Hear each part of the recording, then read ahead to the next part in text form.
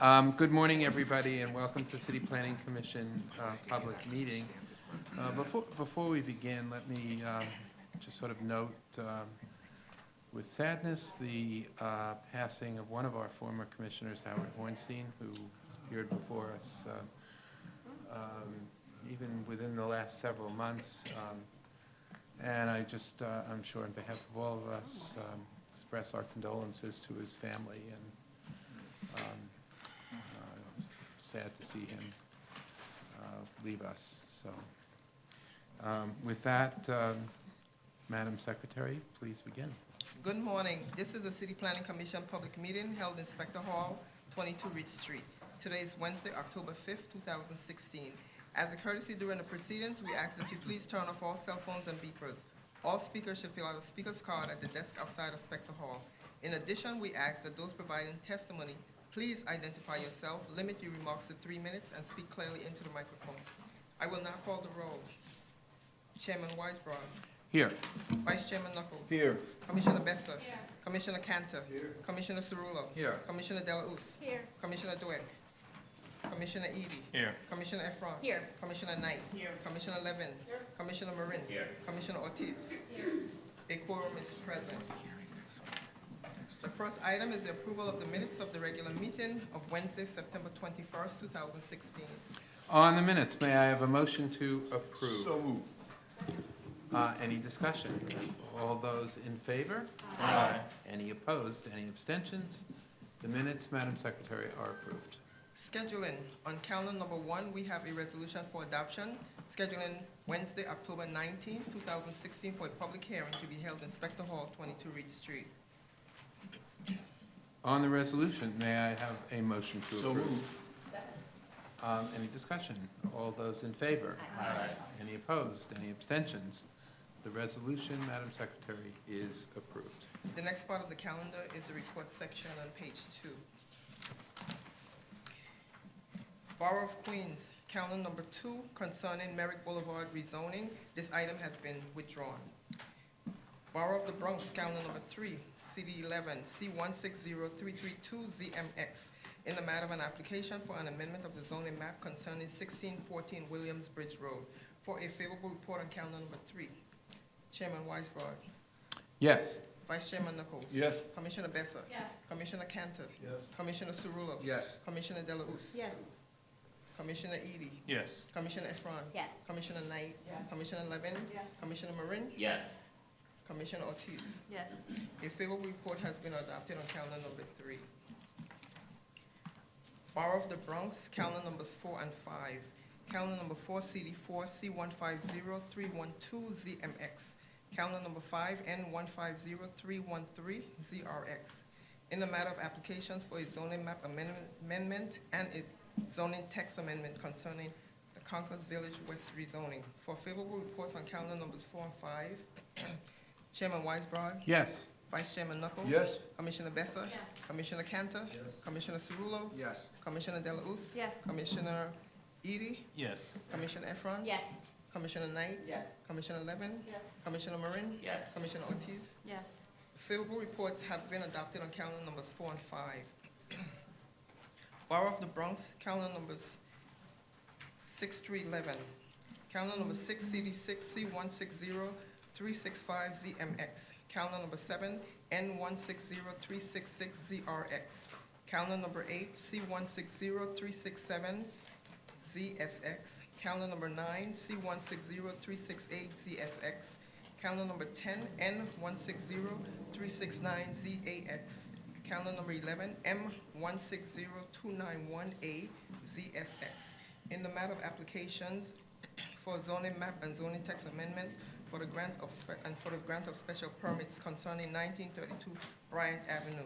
For favorable reports on calendar numbers 6, 7, 8, and 9, and for adoption on calendar numbers 10 and 11.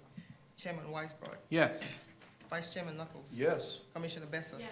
Commissioner Cantor. Commissioner Cerullo. Yes. Commissioner Delauss. Yes. Commissioner Edie. Yes. Commissioner Efron. Yes. Commissioner Knight. Yes. Commissioner Levin. Yes. Commissioner Marin. Yes. Commissioner Ortiz. Yes. Favorable reports have been adopted on calendar numbers 6 through 9, and calendar number 10 and 11 have been adopted. Borough of Staten Island, calendar number 12, CD2 N160391ZCR, in the matter of an application for the grant of a certification concerning 144 Flag Place for adoption on calendar number 12. Chairman Weisbrod, Yes. Vice Chairman Knuckles. Yes. Commissioner Besser. Commissioner Cantor. Commissioner Cerullo. Yes. Commissioner Delauss. Commissioner Edie. Yes. Commissioner Efron. Yes. Commissioner Knight. Commissioner Levin. Commissioner Marin. Yes. Commissioner Ortiz. Yes. Calendar number 12 has been adopted. Borough of Staten Island, calendar number 13, CD3 N160386RCR, in the matter of an application for the grant of a certification concerning Sprague Avenue for adoption on calendar number 13. Chairman Weisbrod, Yes. Vice Chairman Knuckles. Yes. Commissioner Besser. Yes. Commissioner Cantor. Commissioner Cerullo. Yes. Commissioner Delauss. Yes. Commissioner Edie. Yes. Commissioner Efron. Yes. Commissioner Knight. Commissioner Levin. Commissioner Marin. Yes. Commissioner Ortiz. Yes. Calendar number 13 has been adopted. Borough of Staten Island, calendar number 14, CD3 N170016RCR, in the matter of an application for the grant of a certification concerning 51, 53, and 55 Nelson Avenue for adoption on calendar number 14. Chairman Weisbrod, Yes. Vice Chairman Knuckles, Yes. Commissioner Besser. Yes. Commissioner Cantor. Commissioner Cerullo. Yes. Commissioner Delauss. Yes. Commissioner Edie. Yes. Commissioner Efron. Yes. Commissioner Knight. Commissioner Levin. Commissioner Marin. Yes. Commissioner Ortiz. Yes. Calendar number 14 has been adopted. Borough of Staten Island, calendar number 15, CD3 N160383RCR, in the matter of an application for the grant of a certification concerning Canton Avenue and Holcomb Avenue for adoption on calendar number 15. Chairman Weisbrod, Yes. Vice Chairman Knuckles. Yes. Commissioner Besser. Yes. Commissioner Cantor. Commissioner Cerullo. Yes. Commissioner Delauss. Yes. Commissioner Edie. Yes. Commissioner Efron. Yes. Commissioner Knight. Commissioner Levin. Commissioner Marin. Yes. Commissioner Ortiz. Yes. Calendar number 15 has been adopted. Borough of Staten Island, calendar number 16, CD3 N17003 RCR, in the matter of an application for the grant of a certification concerning Zephyr Avenue for adoption on calendar number 16. Chairman Weisbrod, Yes. Vice Chairman Knuckles. Yes. Commissioner Besser. Yes. Commissioner Cantor. Commissioner Cerullo. Yes. Commissioner Delauss. Yes. Commissioner Edie. Yes. Commissioner Efron. Yes. Commissioner Knight. Commissioner Levin. Commissioner Marin. Yes. Commissioner Ortiz. Yes. Calendar number 16 has been adopted. Borough of Staten Island, calendar number 17, CD2 N170021ZAR, in the matter of an application for the grant of an authorization concerning 74 Emerson Avenue for adoption on calendar number 17. Chairman Weisbrod, Yes. Vice Chairman Knuckles. Yes. Commissioner Besser. Yes. Commissioner Cantor. Commissioner Cerullo. Yes. Commissioner Delauss. Yes. Commissioner Edie. Yes. Commissioner Efron. Yes. Commissioner Knight. Commissioner Levin. Commissioner Marin. Yes. Commissioner Ortiz. Yes. Calendar number 17 has been adopted. The next part of the calendar is the public hearing section on page 15. Borough of Brooklyn, calendar numbers 18 and 19. Calendar number 18, CD6 C150360ZMK. Calendar number 19, N160379ZRK.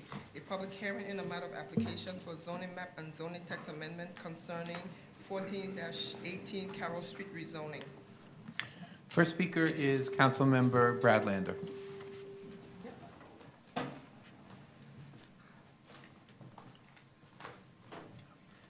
Welcome, Councilmember. Thank you very much, Mr. Chairman. Nice to see you, and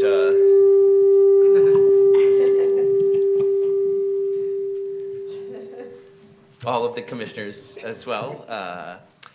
I'm here this morning on 1418 Carroll Street, which I don't know if is going to be presented shortly or if you've heard about before, but it's an MIH proposal, a small MIH proposal for an M-zone piece of property in the Columbia waterfront at Carroll Gardens section of my district that's proposed to be a small development with some townhouses.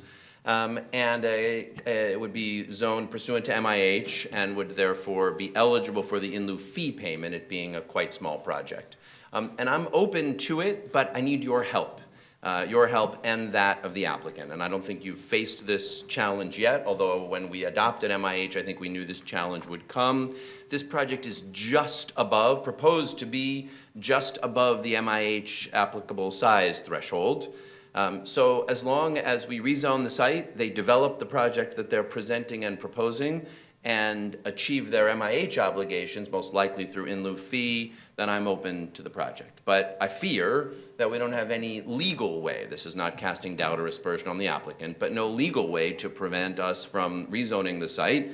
They build a slightly smaller project, or a future owner of the site develops a slightly smaller project, which would not trigger any MIH obligation, and we would not get any affordable housing contribution. We would not achieve the goal of the guarantee of an affordable housing contribution that is the whole goal of MIH. And we need to work together to find a way to make sure that doesn't happen. The applicant has indicated that that's not what they're seeking to do, and that they're open to working with you and with us to find a way that we can have confidence that the affordable housing contribution will be made here, but we need to work together to find a legally appropriate way to achieve that commitment.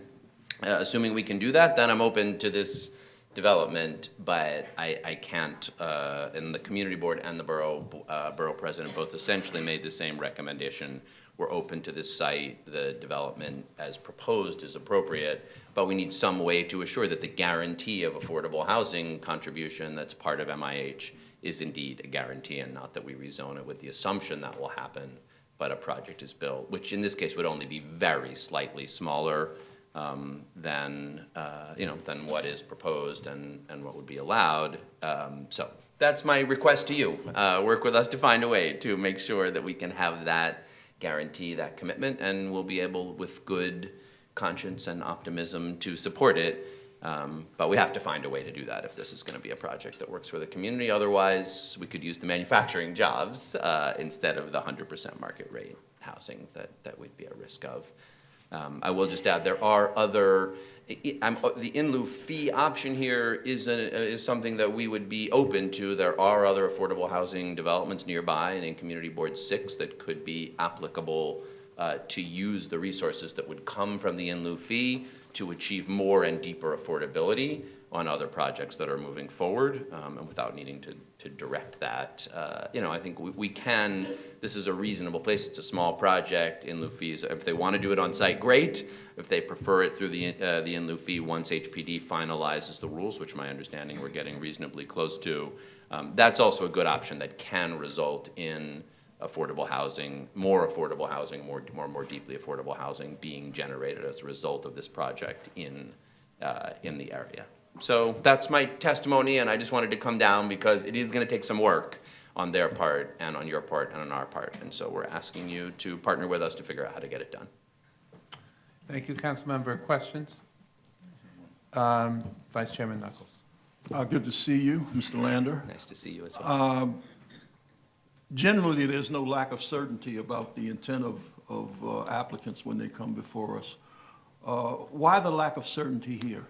Well, so the way that this now works, as you'll remember from MIH, there's a size threshold. Right. And below that size, and that's a building application issue. So if we rezone this site to map it with MIH, if they build above that size threshold, then they'll be required to include affordable units. But unless, and one option would be to rezone it with a minimum, and they'll be allowed to build above that size threshold, but there'd be nothing that would prevent them, or again, if something happens and they're not able to move forward and they sell the site, a future developer, from just building a slightly smaller project, which would then no longer trigger the MIH obligation, and it just simply would not be legally required. I'm not doubting or casting aspersions on them, but that is a loophole that anyone would, and so I think there's a few ways we could look at doing it. There have been projects in the past where city planning has established a minimum FAR as well as a maximum FAR, so that would be possible. And there might be other approaches through a deed restriction or through, I don't know, I'm asking you guys to help. I don't have a simple solution here. We have a willing applicant. The applicant has indicated they want to build the affordability, and they're open to a way of giving us confidence they'll do it. And I just think, again, partly just because that's the right thing to do from all our part of view, whatever we think about their intentions, partly because we've all seen projects where even if an applicant had every good intention, something changed and it got sold and a subsequent applicant wound up building. We don't have to doubt their goodwill to believe that it's best to come up with some legally binding way. No, understood. I was just wondering, had the applicant indicated that they were going to bill less than the threshold? No. They're proposing, well, two things. First, I will say, one challenge of the applicant has, and I'm sympathetic, is that we don't yet have the rules from HPD on how much the fee would be, and they are waiting to find that out, and that's appropriate, and I think my sense is we'll know soon from HPD. But no, they are proposing to build a project. What they've presented is one that would be above the size threshold and would trigger, and I believe them.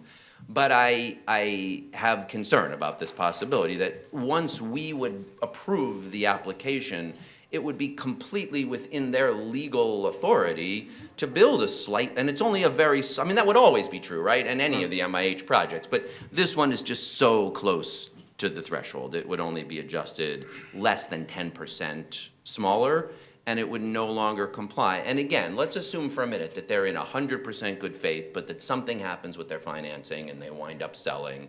You've got to imagine that future bidders on that site would think, I can just reduce that project by less than 10% and I'm totally out of my inclusionary obligation, and someone's gonna bid more money for the site thinking about the ability to do that. So anyway, that's my reason for not even concern, for wanting to do this in a way that we can feel we are getting the guarantee that MIH represents. Commissioner Delauze. Hi, Brad. It's good to see you. Thanks for coming here and asking for our help. I just want to make sure that we have the correct information, because I'm trying to find it real quick. I believe what is proposed is slightly below the 12,500 square feet. Is that, I mean, maybe the applicant can confirm that later, but 10, 11 units, 10 unit. 12, 14. Yeah. So truthfully, I also think that there's an issue here that I wasn't going to dive into, that there's some slight lack of 100% alignment on how our lawyers and your lawyers understand the obligation here. That is probably worth just clarifying as we do this.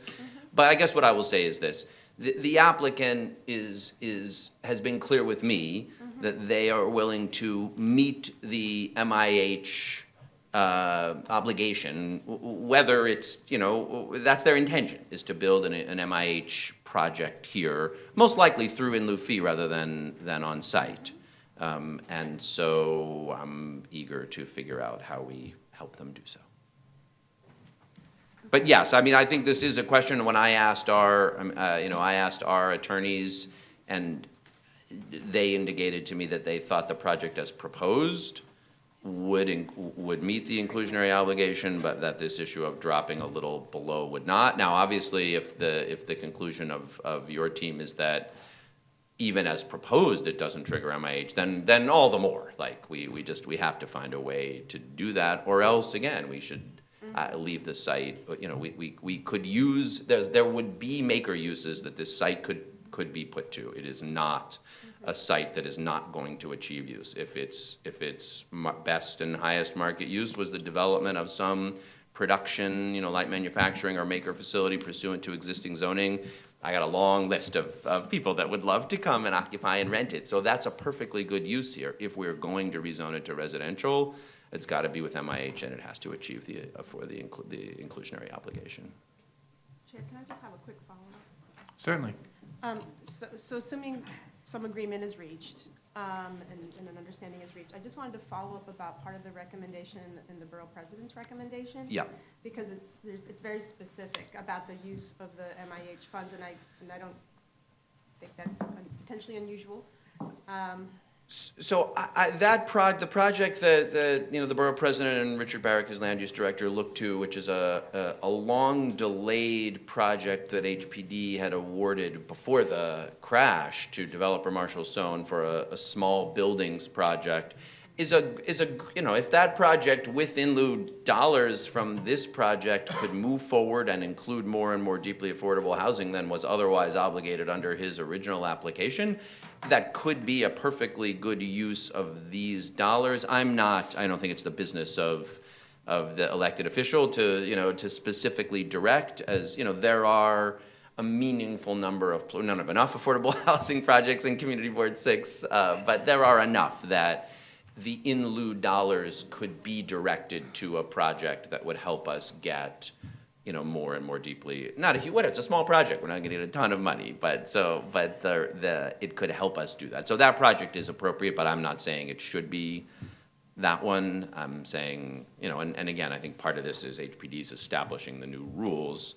And look, what would be bad, you know, this is where, and I think this is a question for you to think about with the developer, because the ideal, it seems to me, is some mechanism where they can simply participate fully in HPD's in lieu fee program, where they are obligated, where they write their check, assuming they do in lieu fee, and HPD manages how those dollars get spent in the neighborhood under the program. That seems preferable to me than something that looks more like a community benefits agreement or an off-site type deal with a very small amount of money where this developer is making a match himself or themselves with another affordable housing project. That's okay too. You know, I'm not closed to that as long as we get the affordable units in the neighborhood. My preference would be that you could help us find a way to have it directed through the in lieu program and let HPD be the broker of the resources. Question? Yes, Commissioner Cantor. Good morning, long time no see. Good morning, nice to see you. In the past, there have been buildings which were approved for certain height, certain FAR, and then later on, the developer got additional air rights, and he came back, and he took advantage of them, putting him onto the job. My question would be, could we not allow this job to go forward under the law, current law, with an implicit understanding, you are concerned, and rightly so, that something might happen between today and the date as a CO, which would cause difficulty in terms of what another developer may want to do. Suppose we were authorizing the quote legal building with an implicit understanding that they're going to come back for the other building. In that way, they could start the work. They would be in an awkward position to try and stop the work. And they could come back for the authorization that we're looking for. Is that playable? Well, I guess a couple things. First, I think you guys need to understand, and maybe I need to understand better whether the project as proposed would trigger the obligation or not. Because if as proposed it doesn't trigger the obligation, then even we can't have, then there's no reason, you know, we don't have even a framework for it. But I don't know, I am hopeful that you and the applicant can, you know, can find a way to achieve it right now, and that they can get your approval, get the city council approval, and move forward with this project. I'm not looking to hold them up, but I don't feel comfortable. Again, if this site, and I was clear with them before MIH existed, they came to me a long time back and said, you know, are you open to rezoning the site for a small market rate residential project? And I said, no. If the choices are, it's zoning today as light manufacturing or production or makerspace, or market rate affordable housing, I would rather keep its current zoning. I'm open to seeing it rezoned for residential with the affordable housing commitment. That was the point of creating MIH. So, and look, this is gonna happen again. You know, this is like, so I think figuring out what we wanna do here is useful in any case. I appreciate the, you know, anyway, let me stop there. So I'm not open to, personally, I don't believe that hoping we find a way after this approval to make this work. There is a way to make this work. They say they're willing, so let's help them do it. Commissioner Levin. So you've just half answered the question that I had in my own mind, but I'd like to put it out there anyway and see what your thoughts are on it. I too would far prefer to see MIH applied on this site. So this is really just sort of a Sure. how do we figure this out question in my mind. But as we all know, it's sort of legislatively important that there be certainty in zoning so that people know what the rules are and aren't. And this discussion, because this site is so uniquely matched to the minimum in MIH, I mean, what we're being invited to do here is sort of spread the 12,500 foot limit a little bit to say, well, that is the limit in zoning, but it isn't really the limit because you're so close to the limit that we're not going to approve it unless you do MIH. How do we balance that, sort of creating that impression of fuzziness against the desirability of having certainty for landowners? You know, I think that's a great question, and I don't have an easy answer. In You know, retrospect, Is 12,500 not the right, look, not in- the right limit? in retrospect, I'll be honest, I wish I had advocated for a zero, like, I'm not sure why I didn't engage, I wasn't focused on this when we Yeah. had there was so much to focus on in the MIH debate that I did not focus on the minimum size threshold. And honestly, at this moment, I'm not sure why we have one. If it's worth your time and dollars to come before this body on an individual application to rezone a site for residential, then it's a valuable site. And I don't know how many people are gonna do that for like a single-family home that they want to build. But honestly, if they want to do it for a single-family home, that must be a pretty valuable single-family home.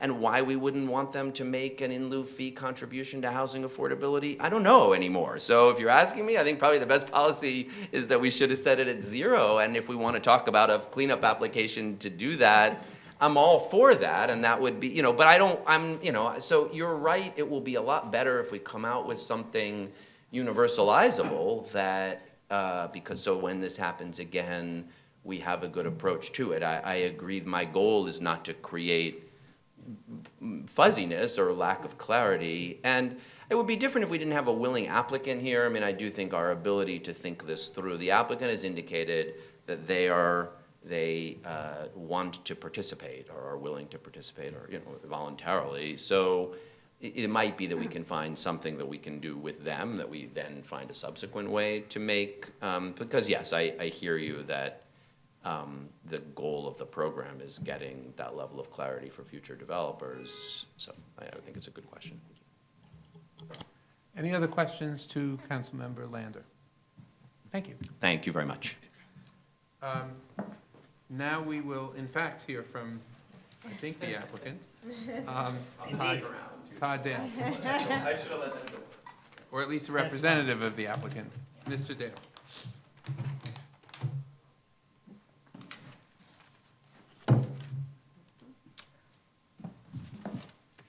Yes, so good morning. My name is Todd Dale. I'm here on behalf of the applicant for these actions for the zoning map amendment, seeking to change a portion of an M11 district to R6B, and then the corresponding zoning text amendment to establish a mandatory inclusionary housing district.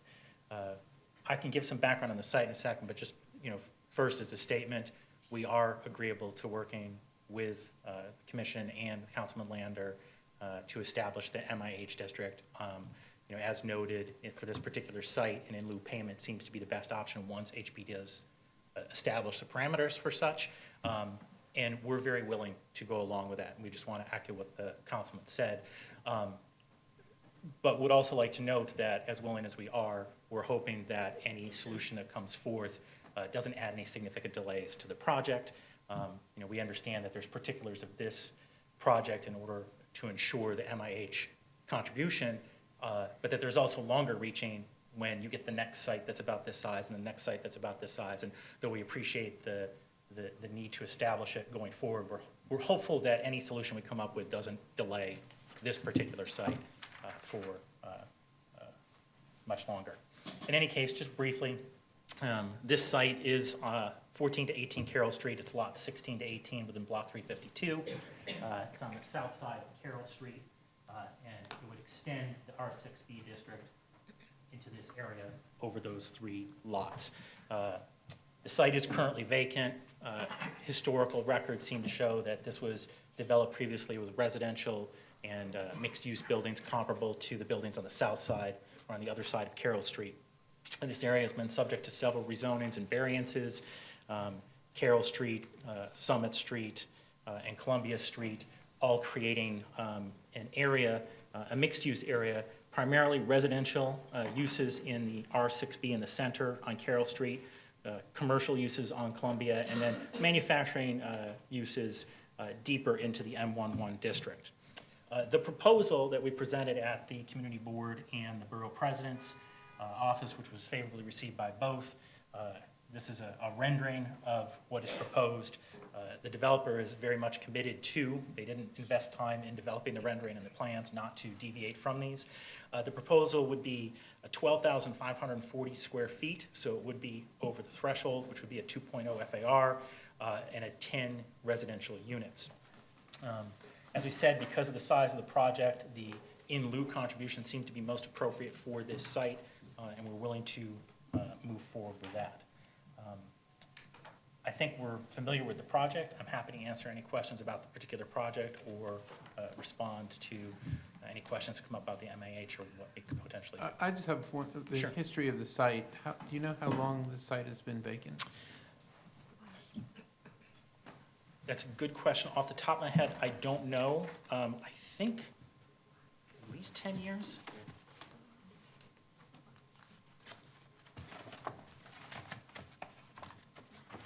I will take a look and see if I can find.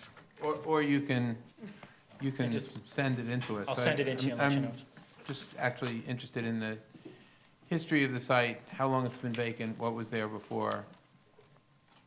Okay. Thank you. We can definitely supplement that. Commissioner Efron. Thank you for being forthcoming about your interest in doing this and for going through this process. How flexible is the developer on the number of units? I think there may be flexibility, but to be honest, this process has been going on long before we even filed these applications. I think the 10 units seem to be the most appropriate. I think if there were compelling arguments to revise, I think they would, but I think that the 10 units seems to be the most reasonable use. It provides a 2.0 FAR. The design that's set up was designed to front more on Carroll. Of note, the backyard garden is behind the site, so they do want to sort of concentrate the units up towards the front to keep the air and the light for the garden. So if there were compelling reasons to change the design, they would, but there's been a lot of effort that's gone towards it, and it seems that this seems to be the most appropriate amount and design. Thanks. Commissioner Levin. Yeah, just a couple of factual questions. The briefing, we don't have the full application. We have Okay. a briefing sheet in front of us. And it shows that your application was first filed in May of 2015 and then revised in June of this year, 2016. So I'm kind of curious about, from your perspective, of what was going on in that year in between. I think I can maybe make a guess, but that would be helpful to know. And the briefing page indicates that the project as proposed is 12,450 square feet, which would fall below the threshold, and you just said it was 12,540. So is that a typo, or has the project changed? The project, since I've been involved with it, has been 12,540. So I think we're Transposition. Okay. It is a transposition. Transition. In any case, as close as it is to. Pretty important one. I would say as close as it is to the threshold, echoing the discussion earlier, the intent is not to sneak below the threshold. We are committed to Okay. the MIH That program. changes an impression that was created when this was certified, which Yes. was that the intention was to fall just below. No, that's never been, I don't think at any of the meetings we've had with the councilman, with the community board, or the borough president, we've never tried to Good to know. Okay, that's say that that's not what we're very, intending. that's very helpful. And in the year between your original filing and, To be honest with you, I was not involved with the initial Oh, okay. filing, so I'm not sure what the delays were. I think that there were, various meetings. I do know that since I've been involved at the community board of June of this year and the borough president, we seem to be moving along at a decent pace. good, thank you. Other questions for Mr. Dale? Thank you. Thank you. And please do submit the Additional history? history. Yes. Okay.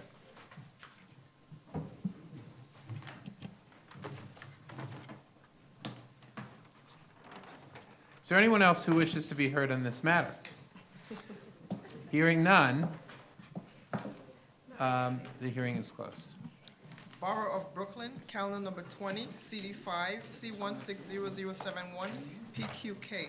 A public hearing in the matter of an application for the acquisition of property concerning Friends of Crown Heights Child Care Center.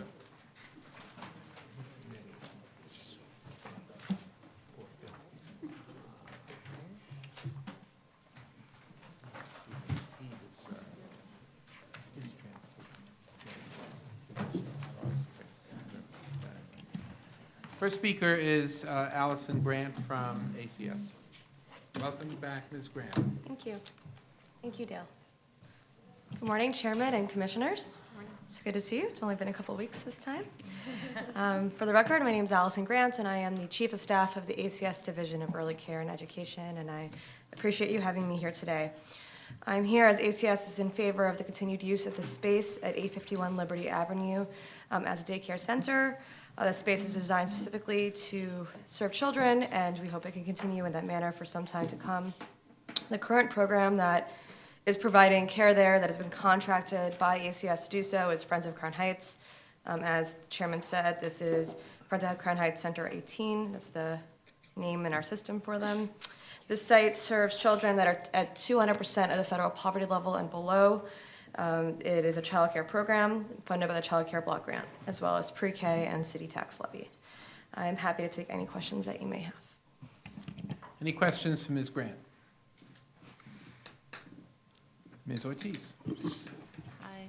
Morning. Just a question on the aesthetics. I think this comes up fairly frequently, the level of Yes. transparency, windows, just being able to make it feel less like a fortress. Is there any consideration of doing anything to the exterior? We've seen that occur, even if it's murals or something to enliven the I'd have to exterior. defer to my colleagues Dale Lazarson and Kadush Sheikh, who will be speaking after me from ACS Facilities and DCAS. Okay, thank you.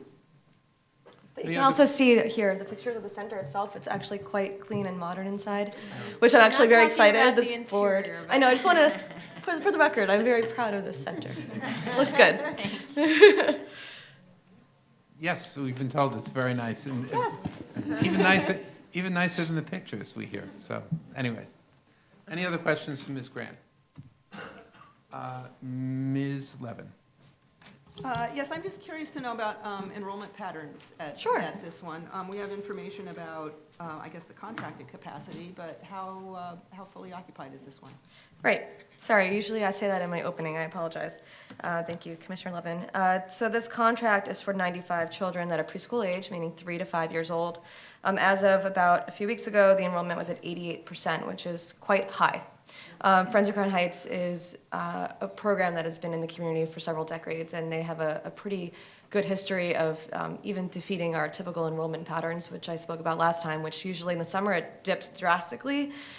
They keep it pretty high. I believe usually this time of year, most programs are in the 70% to 75% range, and they're in the 80s. So they do keep their program fairly full at all times. Ms. Efron? And then Ms. I want to Delos. make a point that it's within walking proximity of the oldest children's museum in the country, and perhaps there's an opportunity there with the exterior. Thank you. Ms. Delos? This is part of the area that was rezoned recently, if I'm, got my streets right. So I'm just wondering, does ACS at all have any predictions as to how that might impact enrollment patterns in the future and need for additional space or not? To be honest, I'm not familiar with any rezoning. My specialty is operations of childcare and not rezone, so I would have to defer to other colleagues who, I'm not sure if they'd be able to speak on this either, to be honest. Thanks. Any other questions, Ms. Grant? Thank you. Thank you. Next speaker is Dale Lazarson. Good morning, Good morning. Commissioners, Chairman, good morning. And a shout out to Amy, thank you for the boards. Thank you, Allison.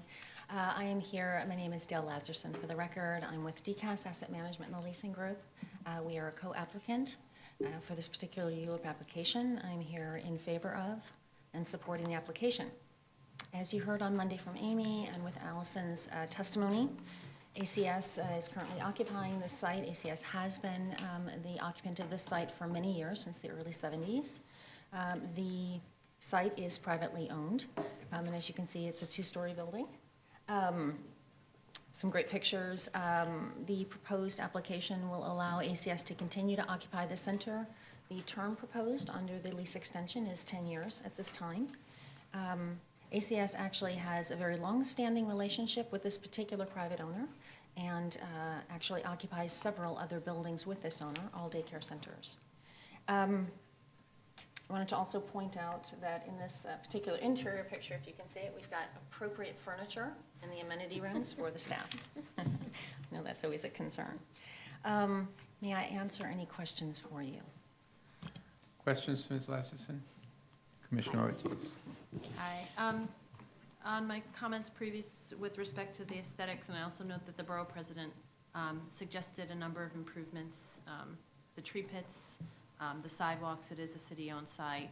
You know, we should be the best stewards of our own property. Are there any thoughts about that?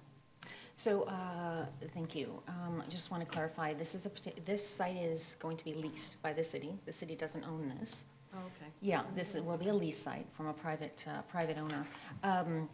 With respect to streetscaping, et cetera, how the streetscaping may be improved and how those improvements may correlate to the daycare center operations is a dialogue that we are hopeful ACS is having or will propose to have and reaching out with the Parks Department, for example.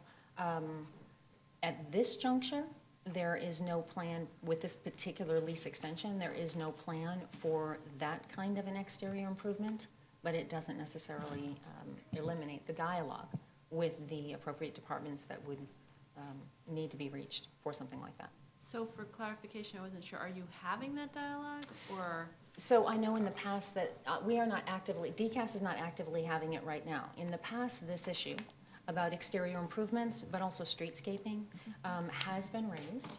And if there are opportunities, if there's interest, et cetera, ACS, DCAS can certainly help facilitate with the right departments, but ACS would have that. DCAS would participate potentially if there is the private property ownership interest involved. Yes, but I don't believe that it's actively happening. I know that this is on the radar of interest. And what is the mechanism to encourage or ensure that that conversation occurs?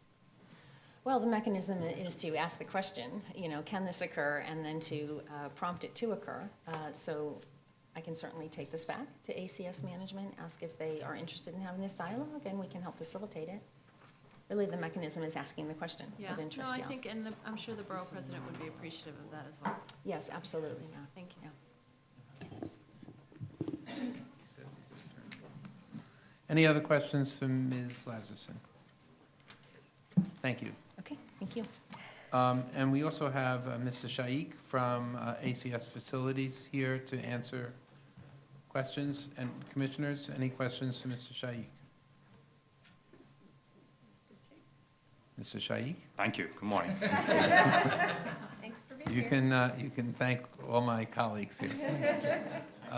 Is there anyone else who wishes to be heard on this matter? If not, this hearing is closed. Borough of Brooklyn, calendar number 21, CD5, C150420 PQK. A public hearing in the matter of an application for the acquisition of property concerning Children's Corner Child Care Center. Again, welcome back, Allison Grant.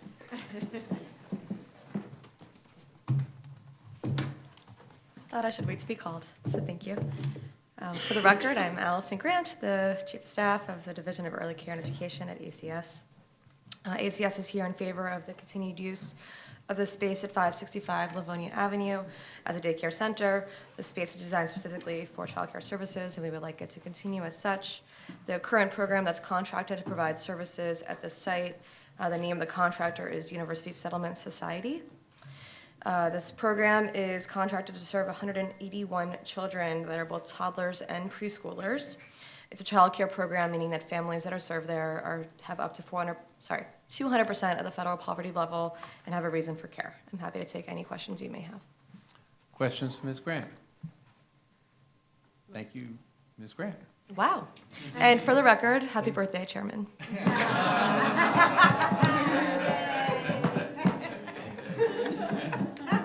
Wasn't me. You should have, Ms. Grant, you should have gotten off the stage 2 minutes earlier. Thank you. Next speaker is Dale Lazarson. Hello again. Okay, so in support of the application, DCAS is in support of this, as you heard on Monday about the facility and from Allison for operations. Perhaps as a gift to the commissioner, to our chairman and the commission, I will offer this about this particular property. In addition to this being a 10-year lease extension that has been negotiated, we are actively in dialogue with the owner about his interest to sell the property. So that's good news. We do have a very interested owner. Whether or not terms can be reached, it's a long road ahead of us. But like many of the facilities that ACS is continuing to operate in, where a need is prevalent, we're working with ACS to have the dialogue about potentially purchasing property. So happy birthday. Thank you very much, Ms. Lazarson. I am very pleased that this hearing is wending to a close. Any questions to Ms. Lazarson? Hearing none, thank you very much. Thank you. And once again, we have Mr. Shaikh prepared to answer questions, if there are any questions to Mr. Shaikh. And I don't see any hands raised, and so Mr. Shaikh, sort of like every day is a birthday for you. Thank you. No, I wanted to greet you as well. Thank you. So, is there anyone else who wishes to be heard on this matter? And hearing none, this hearing is closed. And Madam Secretary, is there any other matter to come before us today? No, Chairman Weisbrot. Then I will happily entertain a motion to adjourn. We are adjourned. Thank you.